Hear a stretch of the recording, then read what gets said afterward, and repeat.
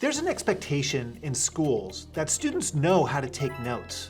But how do we teach students how to explicitly take notes? Let's find out through the memory bank strategy.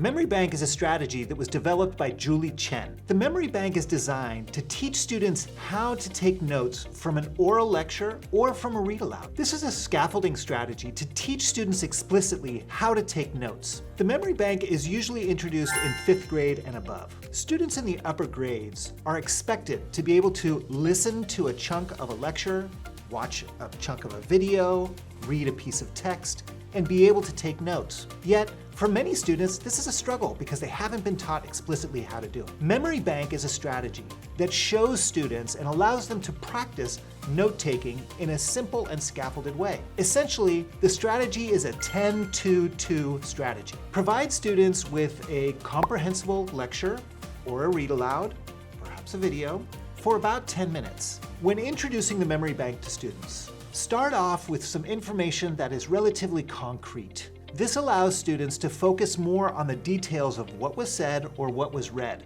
rather than going immediately to more abstract concepts. You'll want to move in that direction over time.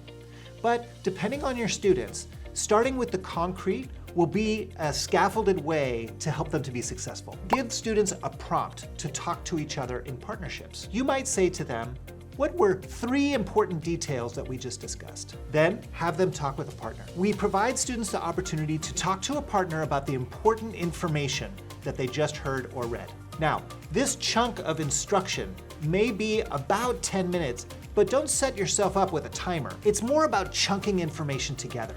What information fits together well? Find a natural pausing place where students can then stop and talk to a partner. This might be just after a few minutes at the beginning, or it might be for a little bit longer in the upper grades. It just depends on the information being provided, the complexity of that information, and on the skill level of your students. After students have had the opportunity to process orally with a partner, it's time to take notes. That's the second 2 of the 10-2-2 strategy. In addition, students should add a sketch or 2 or an icon to summarize what those notes say. This relates to the concept of dual coding, where students have words and sketches to help them synthesize learning and to activate different parts of their brain. From there, the process begins again. Start with another chunk of information, delivering it in a comprehensible way, perhaps through a read aloud, perhaps through a video, or perhaps through a lecture. Have the students then talk to each other and then write some notes. This is the idea of the 10-2-2. 10 minutes of input, 2 minutes of oral processing, 2 minutes of writing. As a variation, you can deliver 10 minutes of input, more or less, and then, rather than having students talk to each other, have them take notes first. Then, after they've taken notes for a couple of minutes, have them check in with a partner for that second 2-minute period. In this way, students can compare what they wrote down. Perhaps I wrote down something that you forgot, or you wrote down something that I forgot. I can then add to my notes as we're discussing. During the partner discussion portion, allow students to speak in any language that they're comfortable in or that helps them to process the information. Remember, the idea behind the strategy is 1, to teach students how to take notes, but also to help them integrate that information that they're learning and that you're teaching. Let's see the memory bank in action.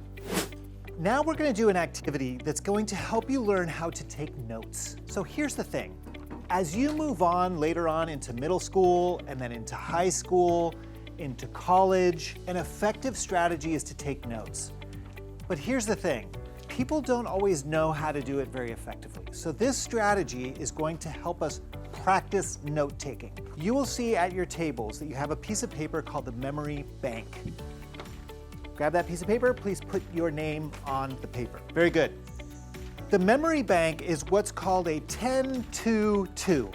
What that means is, I'm going to give you a little bit of information during the 10 part. Sometimes it's 10 minutes, sometimes it's shorter. I'm going to read something to you, and I want you to listen very carefully, okay? At what's important about this. Now, I know that in language arts, we've also been studying summarizing, and essentially what you're going to do after I read is talk to a partner to summarize for a moment or two. Then I'm going to give you another moment or two to write down your summary, some of the key ideas, the main ideas, as we've been studying, on your paper, and then you'll see that there's a blank space on the side, and you can add a quick sketch there also for dual coding, okay? A quick image that will help you, or an icon to help you remember what this is. Clear? All right, I'm gonna read first, listen carefully, think about what the main points are. Here we go. The southern colonies developed an economy based on agriculture. The settlement of Jamestown in the Chesapeake Bay region was a risky venture in light of the failure of its predecessors. The first settlement on Roanoke Island was a failure due to the hardships of building a new life. The settlers returned to England in 1586. When I give you the signal word, turn to a partner and tell them what was important there. What do you think how can you summarize that orally before we do it in writing? Geography, the study of Earth's landscapes and landforms.